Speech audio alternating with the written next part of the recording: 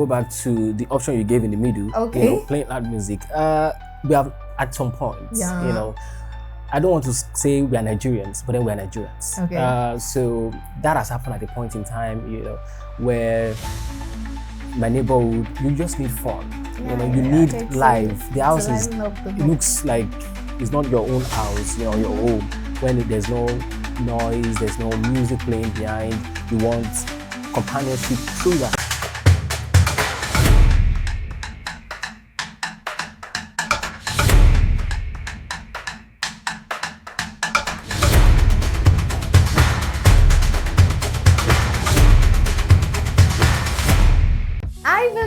Welcome to another episode of VeegilantsPodcast, where we discuss civic matters and also talk from other people's perspective. I'm your host, Olaiton Babatunde. So quick one, guys. Have you ever gone to a party and, as you were dancing, partying hard, it was raining money, and this is typical to the Yorubas and the Igbos, or probably, hanging out with some friends during the weekend and you're putting on a camel, you might actually be breaking some laws in Nigeria. In this enlightening and entertaining episode, we'll be talking about lesser known laws in Nigeria that majority of Nigerians might have inadvertently broken.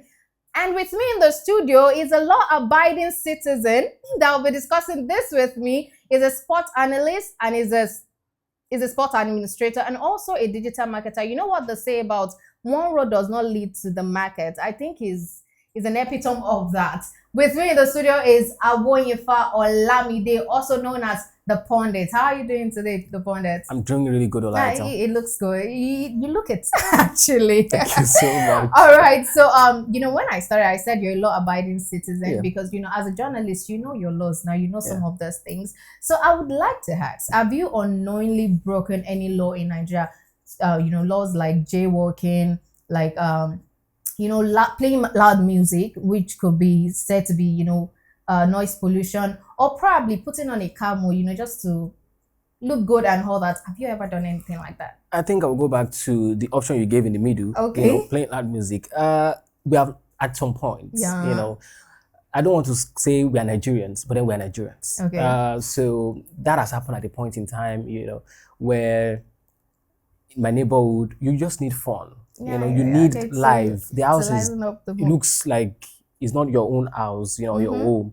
When there's no noise, there's no music playing behind, you want companionship through that sound. Okay. And that's the only way you get it. And unknowingly, you're breaking the law and you're disturbing, the neighborhood. But then that's one of those, law that sadly, you've broken in Nigeria. But anyways, just so you know, you might actually be sued for that.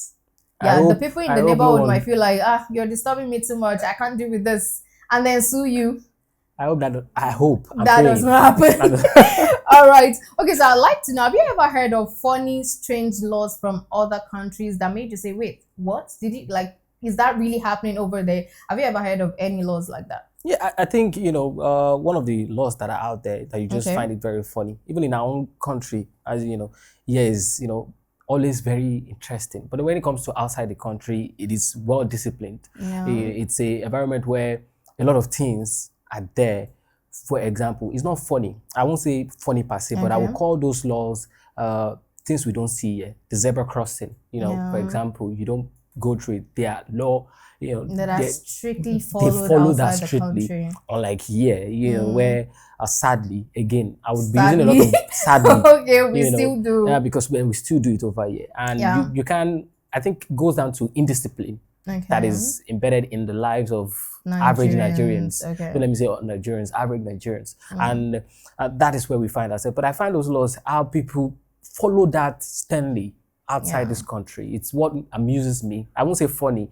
It's something gives you goosebumps and encourage you to also want to do something like that. So I put it that way for me. Okay, so regarding the jaywalking thing, I remember a friend of mine telling me that she was traveling at some point, and she was traveling to Ibadan, so she was going to take Bega, and there's this overhead bridge at Bega. So instead of her taking that route, she decided to cross the road. And it was actually funny because she's a dramatic person. How she described the whole thing, how she was screaming when she wanted to cross. And I was just thinking, why don't you just use the overhead bridge instead of screaming aloud like this? You know this is risky, but yet you did it. And then, you know, when I was, you're like, okay, so you expect me to go to that place in order to cross? No, now I can't do that. Let me just take the short route and get to where I'm going to. But these are some of the laws that you know, they sound as though it might be stressing, but might be for our safety. But then why do you think this law exists? Like I said, some might be for public safety, something like that jaywalking thing. So do you think it's because of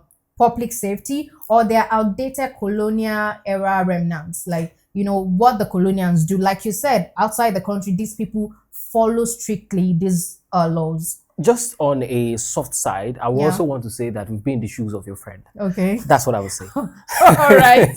All right. You know, to the question you ask, I think you said it's for safety. Yeah. And I think generally we should accept that as safety. When they say, you know, the pedestrian bridge is there for you to cross, you know, that's why it's called pedestrian bridge. For we that were using our legs, so that, you know, we are more safer, because it's a highway. Mostly they're highways, they're road where fast cars are moving, you know. They want to protect your own dear life. Let's forget about colonial, whatever. Let's think about, you know, what comes first, which is safety ourselves. And those laws are there for ourselves. And the best way to get people to, you know, follow through thoroughly is when you add fine, when you add a sprinkle of sleeping in cell. Okay. You know, just add it and put fear. You know, in people. And that's the only way. Sometimes you see, like, that's the only way we can compile, you know, follow through with laws. And it's sad. Again, it's very sad that they have to like our Nigerians' goals, that they have to force you. They have to force you. I tell you that, hey, you don't have to, don't die. They're begging you not to die. It is very stressful. You know, when they are begging and tell you, don't die, please don't. We don't want you to die. We don't want you to die. That's why we're telling you to take the pedestrian bridge. It won't take. I think it's even similar minutes. Probably maybe it's in fact faster. If you have to take the pedestrian bridge, consider the fact that you look at the road, you have to be looking left and right, to cross. On the pedestrian bridge, you're not looking left and right, you're just going. And you're moving. People are not, you know, still ready. It is stubbornness. It's stubbornness. I feel like the stubbornness is the indiscipline, as I said earlier, that is rooted in the hearts of Nigerians. And we need prayer. We need, you know, I know that the solution is fine and, you know, whatever, but then we need prayers. Okay, all right. Okay, so let's be factual. We have the Gen Zs, and then it means that everything is now modernized. Okay, so for example, do you know that according to the Public Act, you have to actually have a police permit in order to start a protest. But to be truthful, in Nigeria, we know that the majority of these protests that we do are not with police permit, actually, because now let's look at the Lekki massacre that happened years back. If the people that started the protest had the police permit, I'm not sure that the issue of the SARS coming to stop them would ever happen. So do you think that some of these laws should be modernized? I feel like when it comes to protest, for example, it's depends on what protest is about. If it's a sensitive issue, and I feel like most protests come out from being sensitive. That is the reason why you have to involve the security agencies, the police, to be part of it, so that they can, you know, find a way to undo situations. But I feel like people believe that the police are always in support of the government. That's the problem. It's institutional stuff, a system issue, you know, and sadly, we're not supposed to allow that to also take us away from following what is right. I'm solely behind the fact that you go to the police to, you know, let them realize that we're carrying out a protest. You don't know what will happen in that protest. You don't know if there are people that have been, you know, channeled into that protest to spark unrest amongst yourself. So the police are the only ones, truthfully, that can control it, because whether you like it or not, it's a protest. It's full of different souls, different individuals with different motivation. Some people are there because that protest is protest. Some people are there because they're here to disrupt stuff. And the only people that create balance between that is the police. They're the one that will come and tell you, you know, people are scared of somebody holding gun and trying to try nonsense or tear gas or whatever, anything that can stop it. People are scared of that. So you need to put that fear factor in their mind that, okay, We are strictly here for what we are here for, because the security guys are here. If we misbehave, we might be sleeping over in the cell. So, a friend of mine say 2 portion. They will exactly. give you 2 portion. You know, we want chop beans. So it is very important that you also say that, okay, we carry out, along the security agency. We need to give them their respect. We understand that, they have their shortcomings. It is understandable that they have their shortcomings. But then there are some parts that you have to respect the fact that their presence sometimes go a long way in assuring some citizen, and giving them the confidence to think, all right, where I am right now, I feel safe. Yeah. There is safety here. That comes first. That's the essence of protest. It has to be safe first. Yeah. Because your protests become, ugly when there's no sense of safety. Yeah. People even lose interest in such protests, because you don't know what will be the outcome of this protest. You don't know what will be done afterwards. And you just want that perfect safety. It's full of, both men and women, young, Gen Zs and all of that. So you need every single one of them protected, and I feel that's why laws like that, are really, really good for for a country like ours. A country like ours, I'm insisting, a country like us. All right. Okay. So I'm sure that while traveling, sometimes you see these people hawk stuff on the highways and all that, but then in Abuja and Lagos, especially, it is illegal to trade or hawk on the highways. Yeah. How do you think this can be balanced, like their safety and also their livelihood? Let's pick it from livelihood. Okay. You see those people that are hawking, that are trying to set stalls, hawking, basically side stuff in traffic. There's a reason why they're there. They're not there because they wish to be there. Yeah, sure. At the end of the day, let's take it personal a little bit. They're not there because they want to be there. They're there because things are hard and they're trying to, get to ends, and meet it somewhere. That's why they're selling, on the highway. That is the first question you need to ask yourself. Are we in a place where you can avoid people like that? Ask that simple question and think about it deeply. And so if I remove them from the road, what am I giving them? What are they going to do? Okay, are we creating a market zone where they will be established? And they get maybe a certain loan to a larger, for a duration and to start something. We don't have that available, which means they don't have what to eat. So they have sort of a way. If in fact what they are doing, for the stress they put into it, does not equal what they get back from it. So it is sad alone that they're doing it anyways. So you need to also consider that fact and say, okay, all right, these are human beings who are just trying their best to be there. And then the country as well, it's not at the level where you can say you want to remove people like that. The law says they are not supposed to be there, but then the law also, understand the people. Yeah. And that's why I feel like sometimes you don't see them pursuing them or trying to arrest them, because they understand that these people are actually really, really, suffering. On the joke side, people are also hungry inside the car. But but the truth is, at the end of the day, they are also trying to meet, their end, and they just want to get something, and they're risking their life. You have to allow them. Maybe what to do is to protect them a little bit. I have to protect them more. Think of ways to make them more safe. Don't allow them constitute nuisance. Just put it that way. Don't let them constitute nuisance, and stay in places where that fast cars are always moving. There is little or no stop and there. They are not supposed to be there. Maybe they should be side road and create a place where you can stop and get them if something can be done. But then don't just throw them away. Don't just throw them away, because they are also trying to get somewhere and find something to eat. One thing I always say about Nigeria is the fact that sometimes when we want to do something that is even good for the people, we don't more like look for other methods to make sure that these people are protected regardless. So, and like you said, I feel the government should look that was a smart one actually.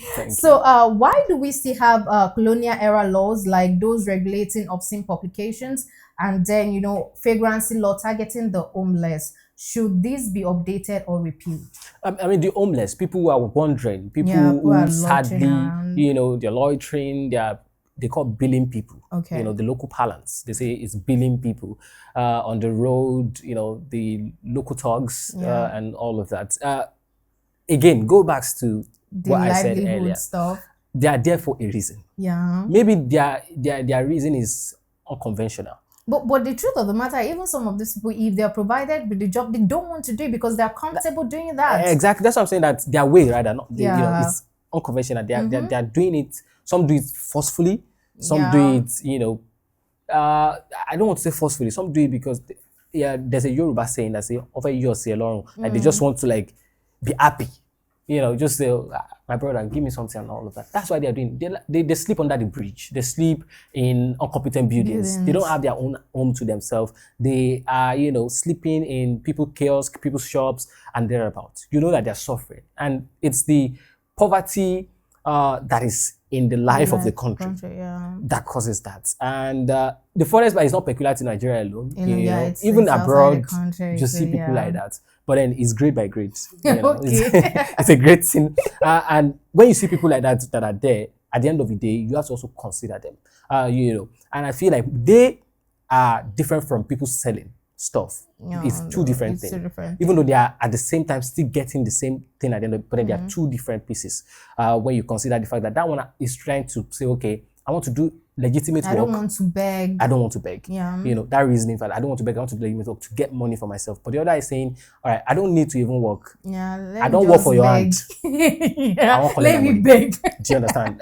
So that is the difference. And you need to also say, okay, people like that, they're not supposed to be. They're not supposed to be in community. If we want to grow as a community, if we want to develop as a community, there are some things that we should do away. In as much as we want to consider the fact that livelihood and all of that, the government, has to say, okay, what are we doing with them? All right, what is our plan for them? We cannot do without having homeless people because, that's the situation at the end of the day. But then what are we going to offer them? How can we get them, from the streets and enable them, let them know that they can be enabled and let them know that, long run, that is not profitable. What you're doing is not profitable. And you give them some sort of orientation. I know that orientation is far-fetched. They might not, consider it and all of that. But then there has to be the fact that you have to stop them. At the end, essence is that there's a need for them to be stopped. You can't continue in that, in that road and say you want to be having people. Do you know that, me personally, when I'm in an environment like that, there's fear. There's fear, there's the fact that you are scared, you're worried. I don't want to pass that road because there are boys there. Sure. A lady won't want to go to that place because those boys they can collect money from her. As a citizen, I'm not comfortable because you are there. Some people are even comfortable to the extent that if you give them, they'll be like, so this is what you have to give me. That is the problem. You cannot be, you didn't do anything. You didn't work, guy. You have not done anything for me to say I want to give you the money. Yeah. But then you are there. And I'm seeing it as, okay, you are just, let me just give you. So I decided to give you hard-earned Nigeria 100 naira. And you are trying to tell me that it's not enough. It's not enough, What are you trying to say? Are you trying to say that, you are bigger than 100 naira? Yeah. That is Nigeria currency. You cannot be bigger than that. That's okay. Please. So you cannot, there's no way you can tell me not to give you and then you will not be telling me. It becomes somehow, I feel somehow like, okay, I'm not even supposed to give you in the first place. But I'm giving you anyways, and then you're still questioning me. So the government needs to find a way to say, okay, people like that, they're making life uncomfortable for other citizens. Yeah. And that's not, we are supposed to make life comfortable for ourselves. So when it is not going equal, the one that is making life uncomfortable, there's something or there's a reason why you need to do something to them. All right. I think sometimes we make use of phone while we're driving. Yes. And then the most popular one which says we should not put on camouflage. I had an opportunity to ask the soldier when I was serving, like, why is it that you guys, when they say that someone is putting on camouflage, you beat about 10 years out of that person's life. Why go to such extent? And it said something that you're serving now, right? And I said, yes. It said, do you know how long it took you to get here? I said, yeah, it took me strike, it took me this and all that. And then he said, how would you feel if you see someone that is an illiterate wearing this thing that you worked hard to hand, that this is some of the reason why they do this. And I said this to my friends, just like that. I wouldn't care if I see someone put on, the NYC uniform. But I said, most of this training these people go through, how can you tell someone to, put their head on the ground and then their feet is up there for 24 hours. And after the training, someone who hasn't even done anything is putting on that same pattern of outfits. What would you do? So I'd like to ask you, this little known law does it affect like every Nigeria or just the vulnerable rather than the powerful people? We've seen videos, of how. Let me take you back. I won't mention names, but I'll try and create the picture, the bigger picture. We've seen videos of some Nigerians spending money in party. In your intro, you mentioned that spraying money, spraying Nigerian currency. And then we've seen video of spraying big money, 1,000 naira. Okay. We've seen a video recently, or we saw a video recently of a young Nigerian spraying 10 naira. Okay. Somebody spraying 1,000 naira. Somehow did not get convicted or did not get the picture or hold anything. But the person spraying 10 naira. Okay. I mean, the picture is there for us to paint it, to say, okay, this is this and this and this. If we are making the law is not meant for the rich, it's not meant for the poor. The law is meant for the people. Every Nigerian. So you are creating that law for people. So if you are violating the law as a big person, you're violating you should get punished. Celebrities wear camels and nothing is done really. Ordinary Nigerian walking in the streets wear camel and they get beaten. And black. that is what you're saying at the end of the day. There's even a law when you were talking about funny laws, and let me talk about funny law in Nigeria. I was reading and I saw that law, that there's a law in Nigeria that says that Nigerian citizens cannot paint their cars, private cars, the color of military officers. Okay, do you see that? Color. Just color. It's my car. I can decide the color of the car I want to drive. Do you see that? I know that I want to respect the military because they are defending with their life. But I feel like it is overbearing, on the life of citizen. So if I like color, camel color, you should know where. That is, it is sad.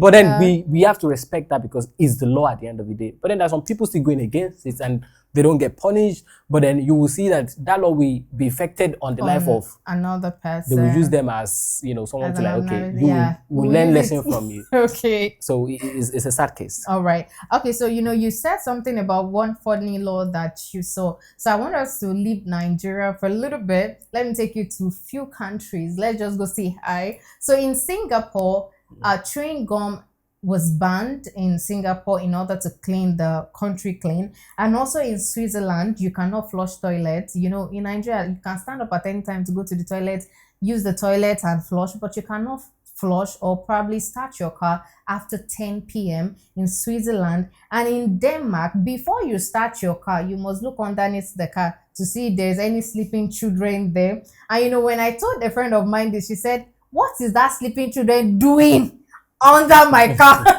So do you think these laws can work in Nigeria?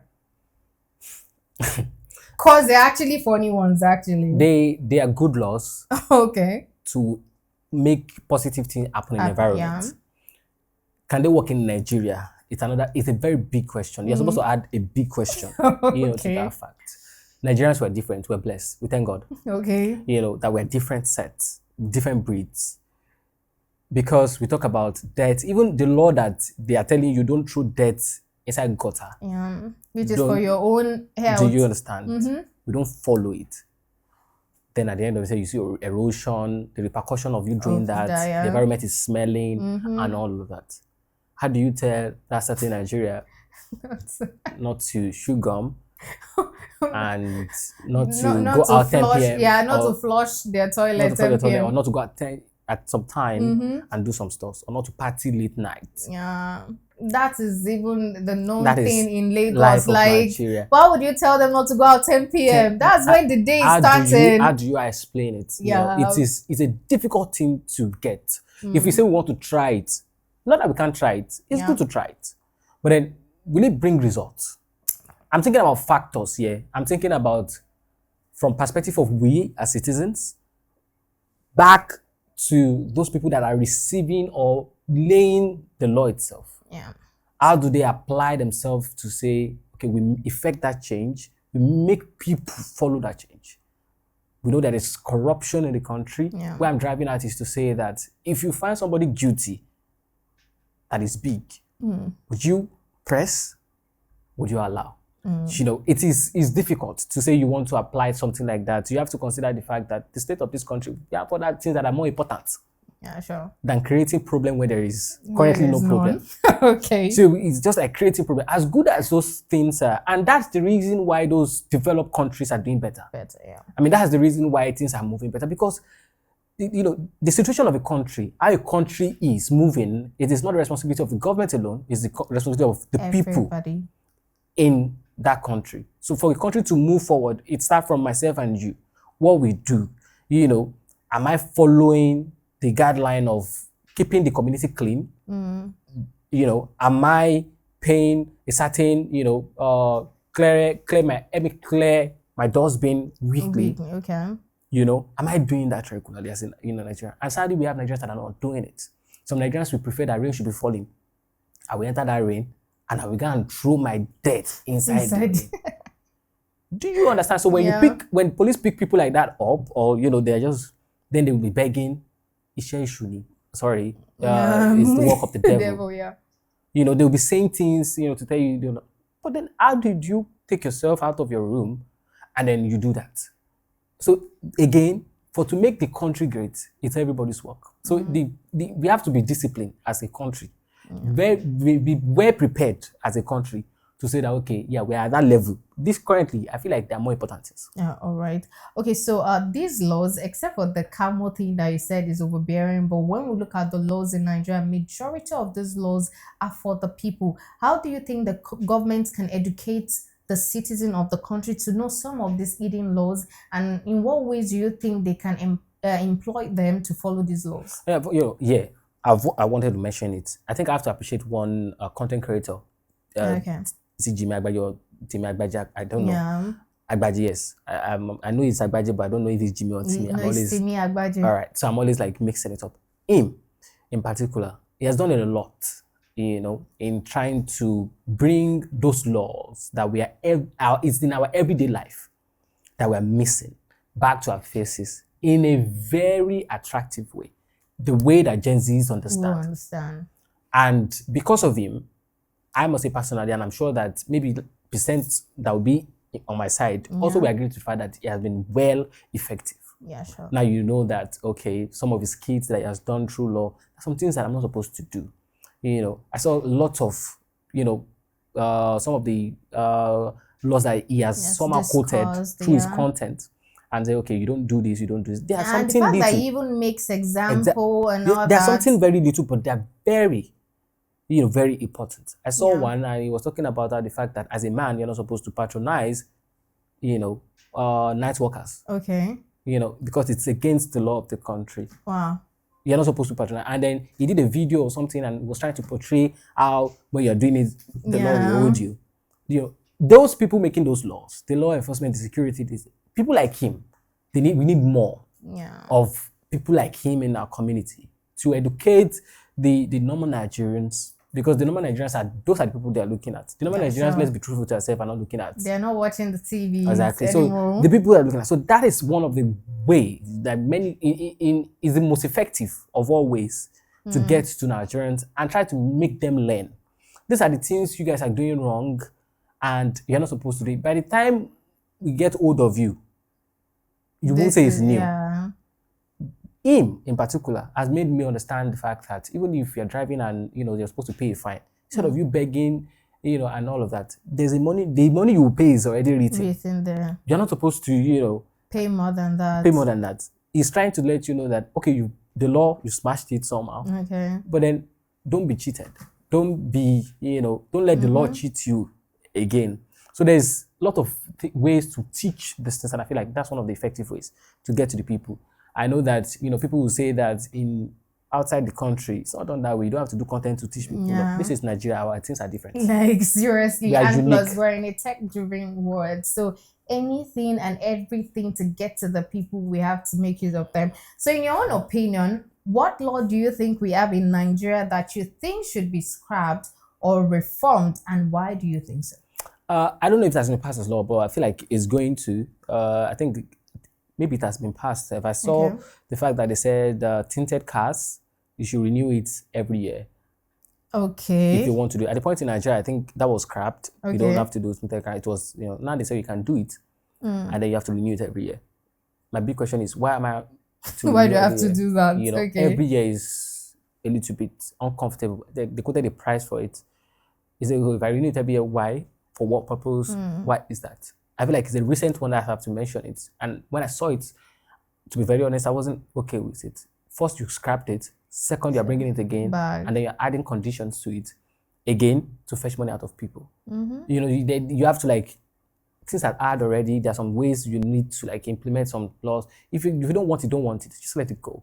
You don't have to bring it again. And then, so now you're bringing it. What's your reason? Why did you scrap it in the first place? Why did you?